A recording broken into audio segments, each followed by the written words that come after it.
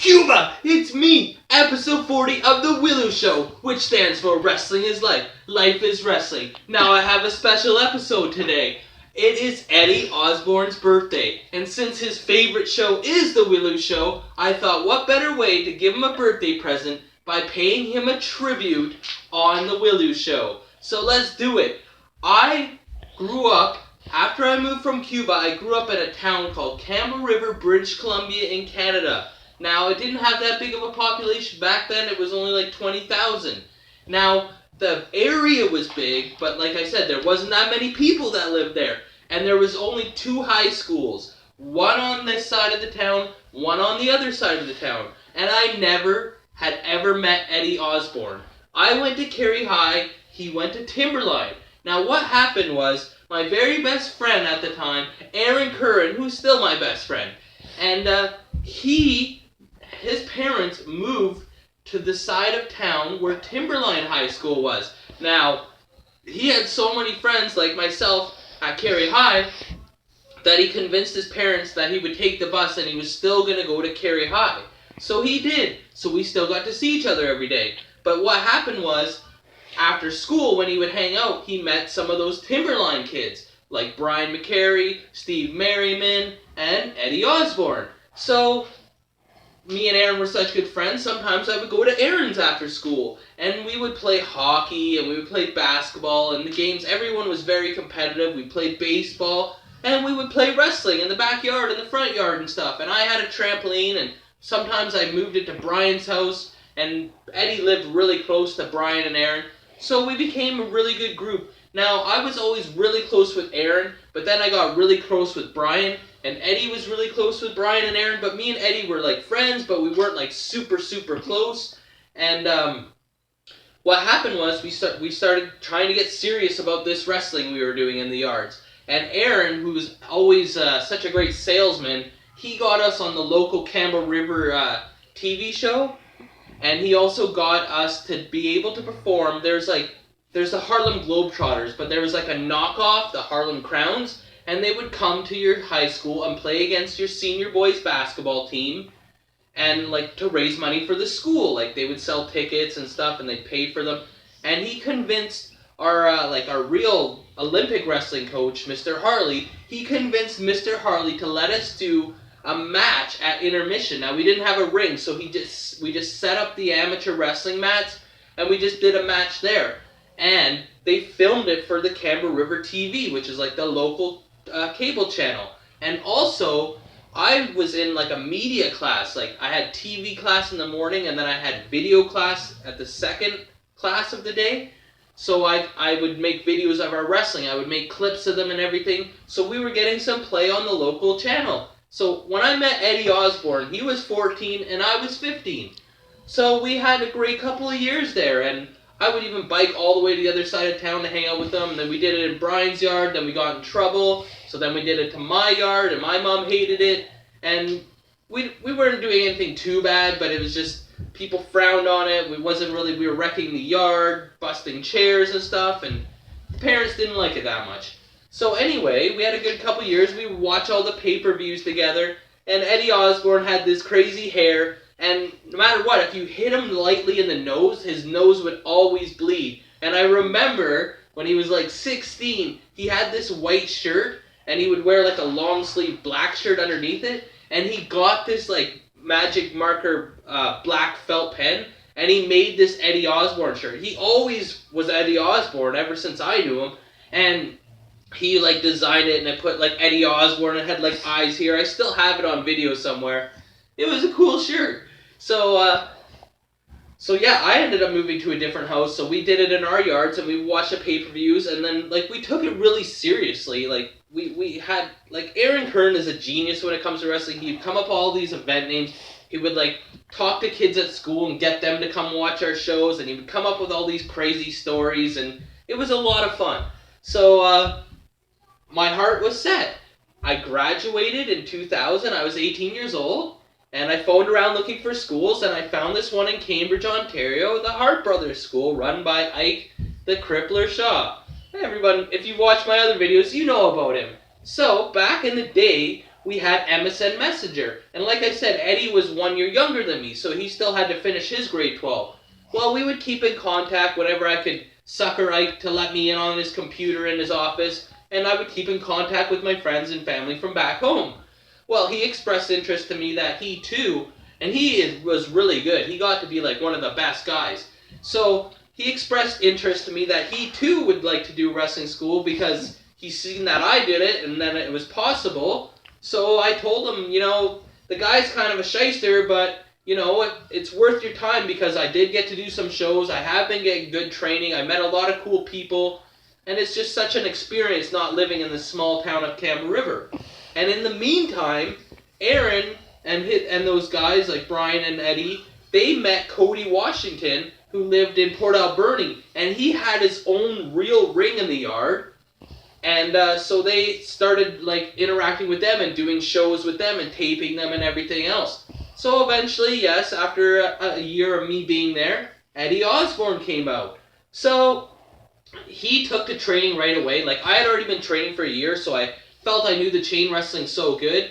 But he picked on it so fast. He had this notebook, and he wrote every single move in it, and every, footstep. Like, if it was a hammerlock, he would say, step 90 degrees here. And he would write in so detail. I wish he still had that notebook, because he had 600, even just chain wrestling moves and reversals written in this book. And the people loved his dedication. Like, the trainers there, they loved him. I was jealous because they liked him better than me. And at this point, I had moved out of the wrestling school. And when he moved there, I was so happy to have my friend and somebody that knew me and knew our background and our history and where we came from. I moved back into the school, and me and Eddie Osbourne shared a room, there was 2 bunk beds in there, with Fubio and Robert, 2 boys straight out of the streets of Chicago. And it was good. Like, everyone got along pretty good, and we were dedicated to our training. So, he had come there in, September of 2001, and we did his first show. It was, my 3rd show, September 15th, 2001. Now, Ike told me that he was embarrassed for me that I now had to wrestle under a mask. The only problem was, Ike screwed me out of $1,200 of insurance, so I didn't have any money left, and plus I paid for the wrestling school, so all in all I'd spent $4,800 on Ike or whatever. So Sid Summers was nice enough, he lent me this blue mask, but I didn't have, so I wrestled in jeans and a baggy shirt against Eddie Osbourne, and I was sitting with Geza in the mall, because by this time Eddie Osbourne had gotten a job at New York Fries in the food court of the Cambridge Mall. And I was sitting there, and I was talking to Geza, and we were eating fries, and I was telling Geza how I didn't want to do this mask thing because I just knew I was going to look really bad because I didn't have a good suit. And I said, how am I going to be different? I'm going to be just another mask guy. And Geza said, that's it. That's your name. Just another mask guy. So I became Jam G, which was an acronym for just another mask guy. So yes, we wrestled in Cambridge. Jerry Lawler was supposed to be on the show, but because it was 4 days after the September 11th attacks, then all the airports were closed, so Lawler couldn't fly in. So Ike, being a character he is, got Jerry Lawler to record this message saying he apologized that he couldn't be there. So at the beginning of the show, Ike got on the sound system and played this message, but the sound system wasn't that good and no one could understand what was going on. Everybody by that time already knew Jerry Lawler wasn't coming. So anyway, after that, the crowd was all confused. So we came out and we did opening contest. Now, I have to point out, before this, we were at the point where we had to do our matches in training for the trainers and they had to approve it. It wasn't like you go out there and just call it out there, or you just decide what you're allowed to do. No, you had to say, they would say, you can do this or you can't do this. Well, Sid Summers had said he wanted a cruiserweight match like Rey Mysterio and Eddie Guerrero and those kind of guys, a WCW cruiserweight match.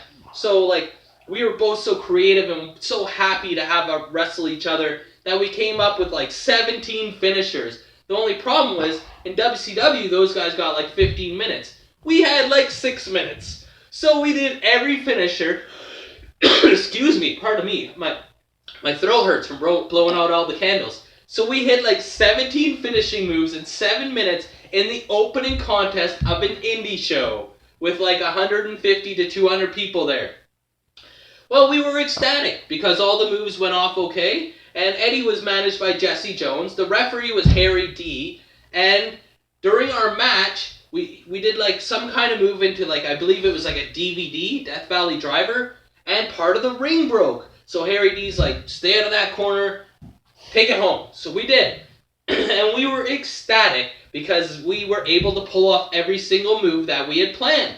Well, guess what?